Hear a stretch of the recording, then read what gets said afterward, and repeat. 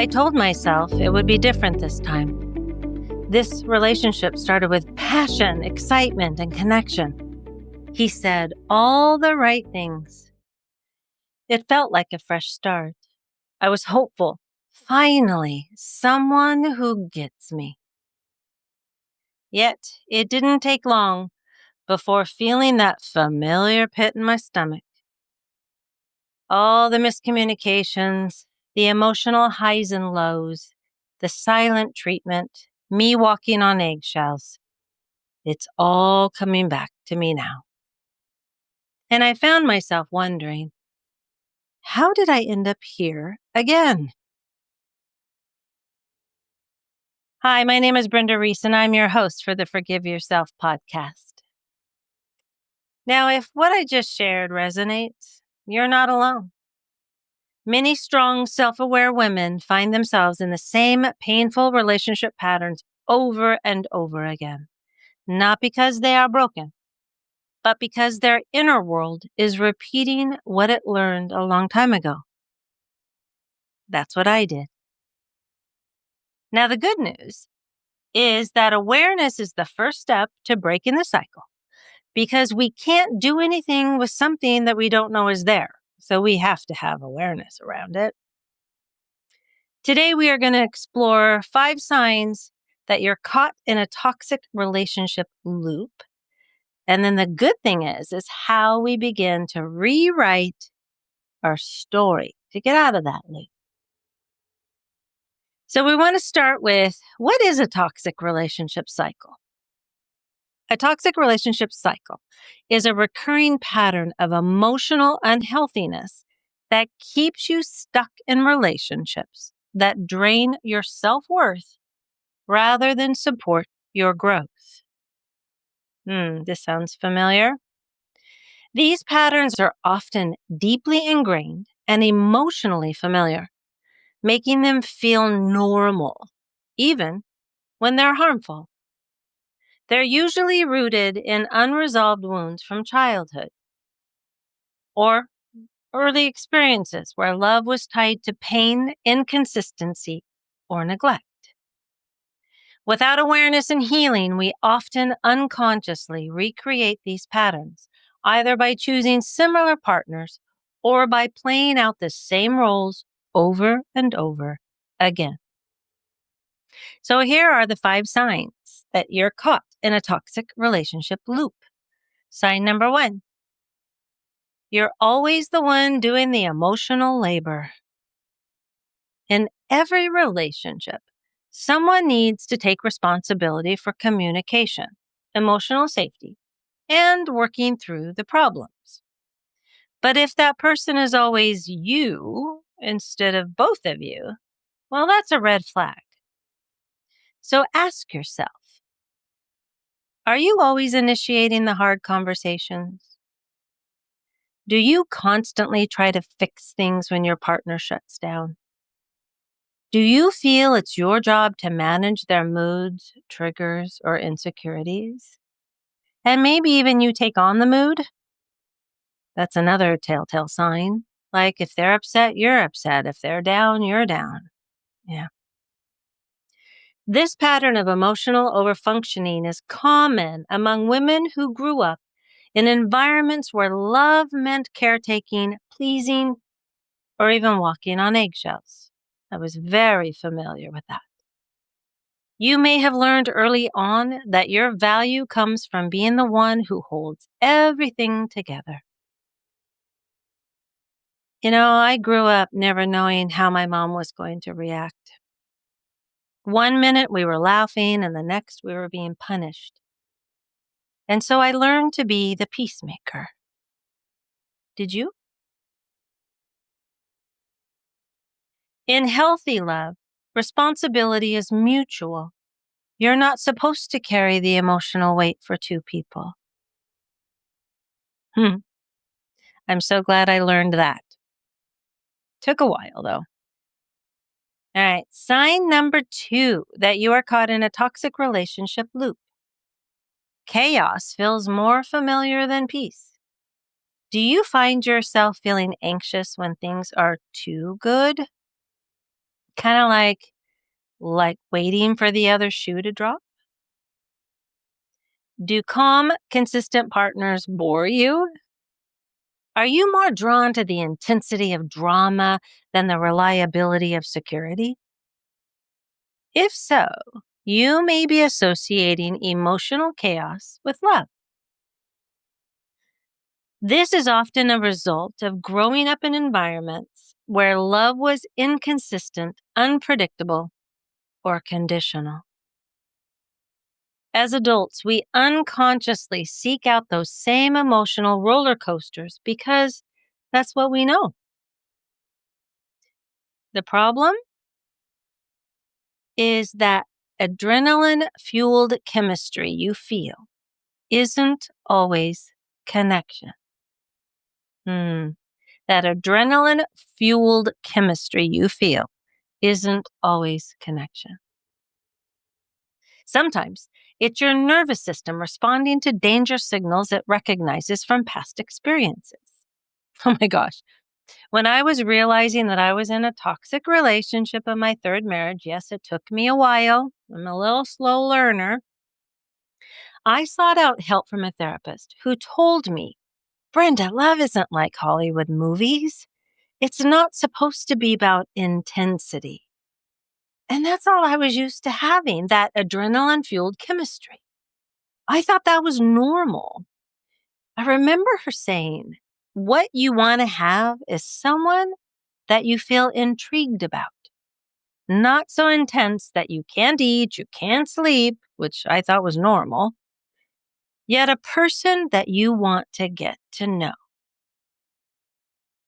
The other piece was that it always wasn't always about me, right? It was not whether they liked me or whether I was good enough for me, but I said the words, a person that you want to get to know. That was a biggie for me. And then she specifically said, you will feel like it is boring. Hang in there though. Give yourself time to calm the chaotic pattern you have learned as love.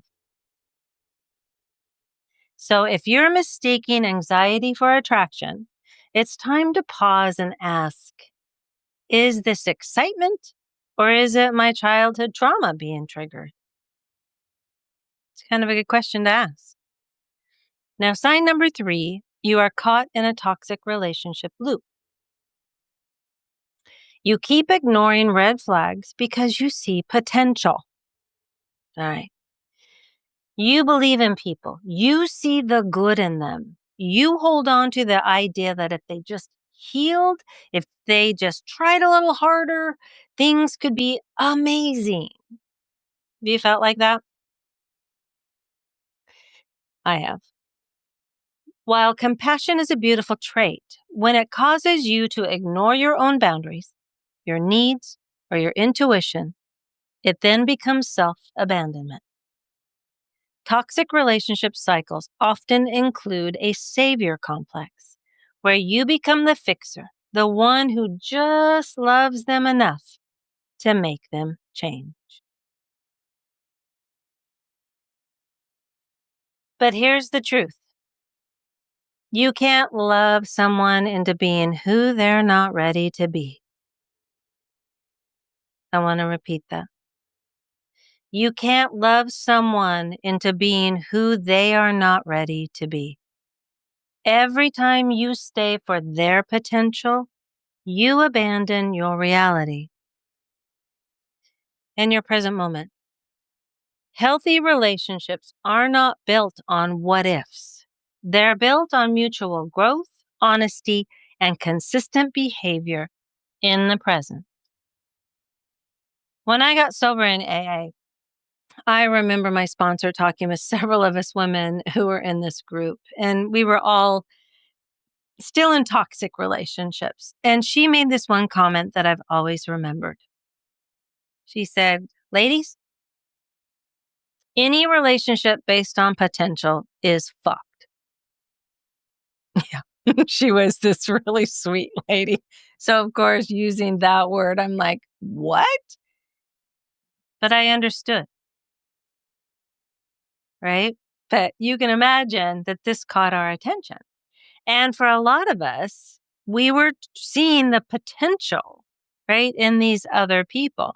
Yet the learning here was about what I said earlier. I can't love someone into being who they're not ready to be. And that's what I was doing. That's what I was thinking I was doing. I was thinking could love them enough that they would be who I thought they could be or who I wanted them to be. And I couldn't do that because I wasn't stepping into who I truly was. So, sign number 4, you are caught in a toxic relationship loop. You shrink yourself to keep the peace. You start out strong in the relationship, opinionated, confident, fully expressed.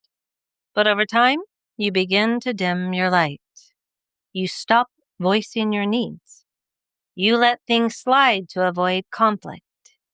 You change your tone, your habits, your desires, just to keep the other person comfortable. Why? Because deep down you fear that being fully yourself might be too much. This is a hallmark of toxic cycles, the slow erosion of your identity in exchange for someone else's approval. But here's the thing. Real love doesn't ask you to shrink. It celebrates your wholeness. My friend, if you find yourself silencing your truth or tiptoeing around someone's comfort zone, it's a clear sign that the relationship is not built on mutual respect or emotional safety. Okay, keep that in mind. Real love doesn't ask you to shrink. It celebrates your wholeness. And sign number 5, you are caught in a toxic relationship loop. You keep ending up in the same dynamic with different people. Okay, different names, same story. And what I always say is same content, different package. You meet someone new and it starts off amazing, but eventually it follows the same script. You give more than you get. You feel unseen, misunderstood, or manipulated. You wonder if you're asking for too much because they're kind of having you feel that way. You finally leave or they pull away, and you're left picking up the pieces with a broken heart. Again, this repeating loop is one of the clearest indicators of an unhealed pattern. And while it's tempting to blame our ex, right, or in my case, many exes, the real power lies in looking inward and asking, what am I unconsciously believing about love and myself that keeps leading me here? What is this pattern that I learned in childhood about love? It's a good question. Often, the answer lies in our core beliefs. Some of them could be love requires suffering, or I have to earn affection, or I'm only lovable when I'm needed. I know that one.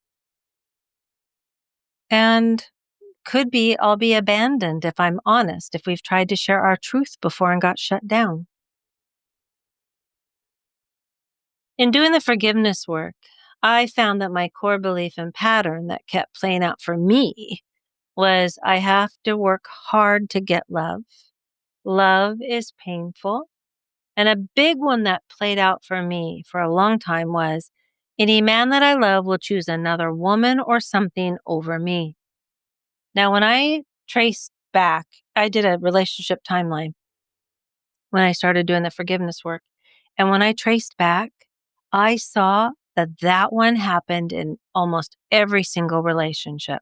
Well, they all did, but especially the one about any man that I choose, any man that I love will choose another woman or something over me. And they did. It was either another woman, or it was a job, or it was sports, or it was money. It was something that was more important than me. And I got to heal that through the forgiveness work. These beliefs, though, they create or what we can call a relationship blueprint. It kept showing up for me until I could see it, and then I could change it. But I had to be aware first. The empowering truth, though, now is you can rewrite your story. You can rewrite the beliefs, right? Yeah, this is good news. So now let's talk about breaking the cycle. This is where our healing begins. Because I learned that awareness alone doesn't heal, but it does open the door to transformation. Because remember, we can't heal what we don't know is there. So we need the awareness. But then we also need to take some action. So awareness and then action, really valuable. So here's 5 ways you can start shifting out of toxic patterns and into healthy love. For yourself, first, don't forget that. Number 1 is validate your experience. Please, please, please stop gaslighting yourself. If something feels off, it probably is. Your emotions are messengers, not overreactions.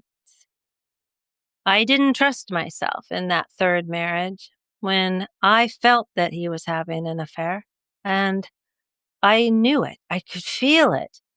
But every time I tried to talk about it, figure it out, he was telling me it was my insecurities. I'm just jealous. It was my problem.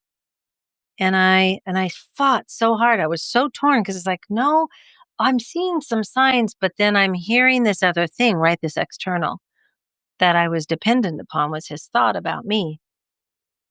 And then I found it. He was having the affair. And it was really important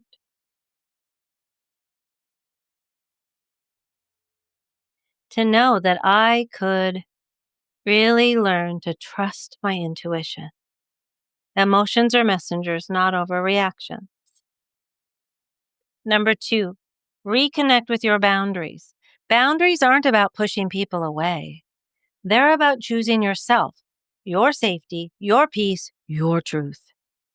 Reaffirm what's acceptable to you, okay? And hold steady, even when it's uncomfortable. Just reaffirm what's acceptable to you, to yourself, and just hold steady, even when it's uncomfortable. And it does get uncomfortable. That's not easy, I know. I know this isn't easy. This is one of the most challenging things I learned to do. It felt wrong and selfish at first because that is what I was told, that I was being selfish. I was being told that. That's not how I felt about it because having boundaries helped me feel more powerful within myself. And when I started to love myself in a deeper way, it started to make sense. These boundaries made sense. I could see where I was pushing myself away for external validation, right? I wasn't connecting with myself. I was actually pushing myself away and moving forward towards more people instead of the other way around. It's healthier when I could stand in my truth first. Then I can be of more use, more help, more support for others. Number 3 is do the inner work. Toxic cycles don't break with willpower alone. They break with acknowledgement, embodiment, and healing. That might mean therapy, inner child work, journaling, meditating, working with a coach. Healing the root allows you to stop repeating the pattern. It's amazing.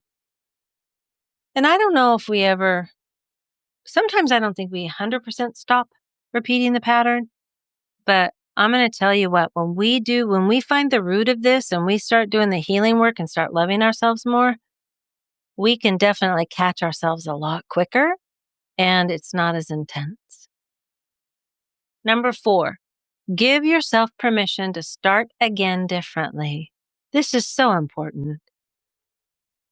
You do not have to keep playing the same role in your relationships. You don't owe anyone access to you just because of your history.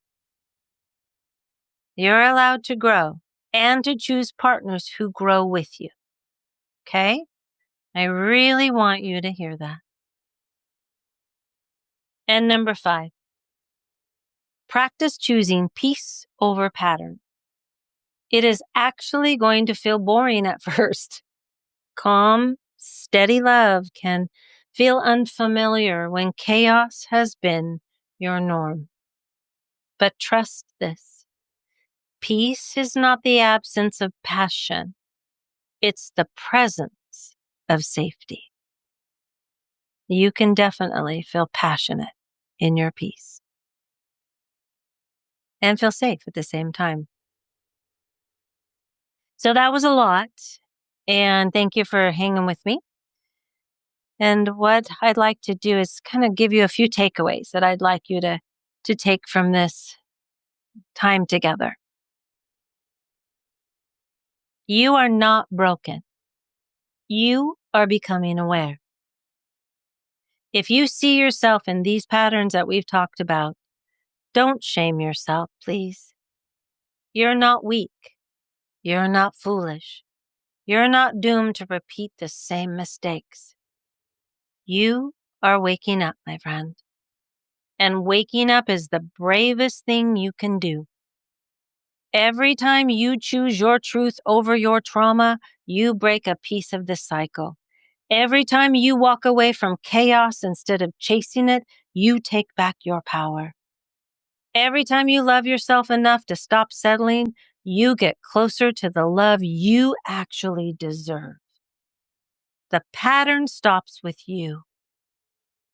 You are allowed to want more. You are allowed to expect emotional safety. You are allowed to be fully expressed, deeply loved, and completely respected. You are allowed to change the story, even if you wrote the first few chapters differently. It's not too late. You're not too far gone, and you're not stuck, my friend. You are becoming. This time, you're choosing yourself. Until next time, take care.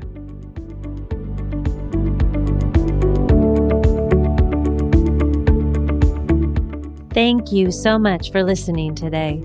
I hope you enjoyed this episode. If you did enjoy it, would you do me a favor and share this episode and then follow us on your favorite podcast app so you don't miss one episode of the Forgive Yourself podcast, where every Friday you will get tips, tools, and stories so that you can turn your pain into peace. Take care.